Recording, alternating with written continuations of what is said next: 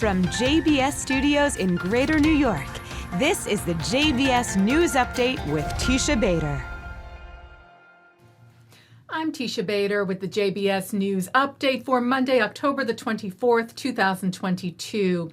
An Israeli man was seriously injured Saturday in a terror attack in the Jerusalem neighborhood of Givat HaMivtar. Israel police said a terrorist stabbed a passing civilian, apparently in a park, with a knife and fled. Less than an hour after the attack, an Israel police officer identified the terrorist and chased him.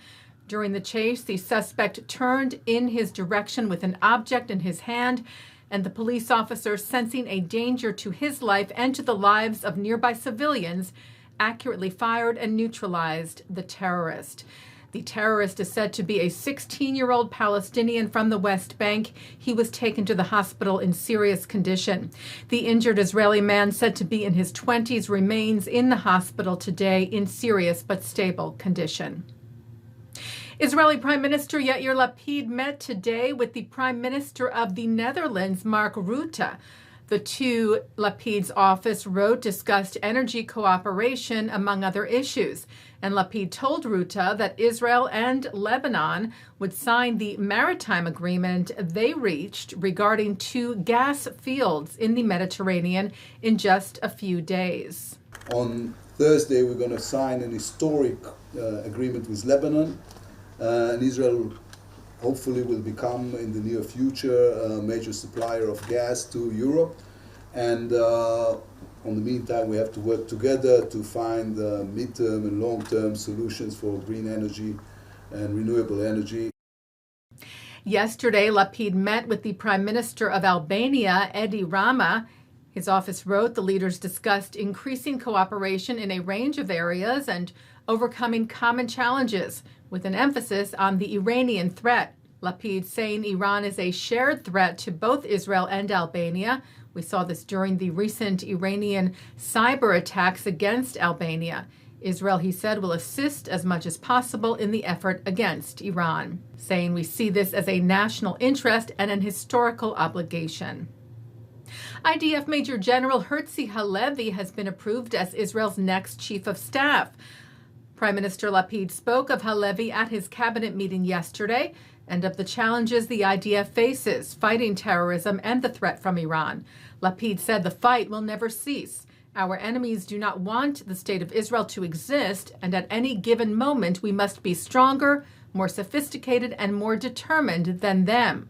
We also, he stressed, need to be different from them, to maintain a moral army, to uphold democratic values. Halevi will replace Lieutenant General Aviv Kochavi when he completes his tenure as Chief of Staff on January the 17th.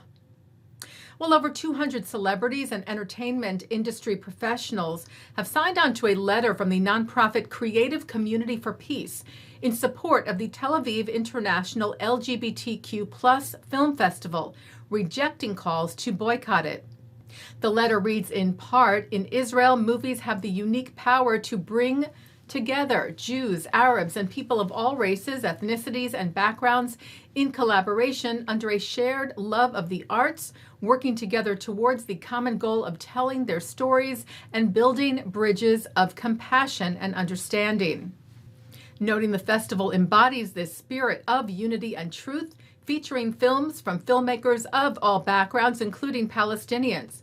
For this reason, the artist wrote, we reject any attempt to boycott Tel Aviv Fest, which works to showcase the stories of LGBTQ people globally and create a brighter future for LGBTQ people both inside Israel and around the world. Signatories include Neil Patrick Harris, Dame Helen Mirren, Mila Kunis, Mayim Bialik, Deborah Messing, and many more. The letter now has over 47,000 signatures. The 470 World Championships in Sailing cast off today in Israel. 470's website wrote, with less than 2 years to the Olympic Games in Paris 2024, the 2022 World Championship is an important regatta for teams to find out where they stand in the new era of mixed competition. 60 international teams are taking part in the event, which runs through October the 29th. Israel's President Isaac Herzog tweeted, proud to launch the 470 World Championships in Sdot Yam, which is a kibbutz in the Haifa area. Sailing, he wrote, is a dazzlingly beautiful and emotionally uplifting sport. We in Israel are delighted to host athletes from dozens of countries, the top of their game in the world. Good luck to the Israeli delegation and to all. And Herzog, by the way, tonight departs Israel for his 2-day visit to Washington, D.C., where he will meet with U.S. President Joe Biden, members of Congress, and Jewish community leaders. We will have more for you on his visit tomorrow, Tuesday.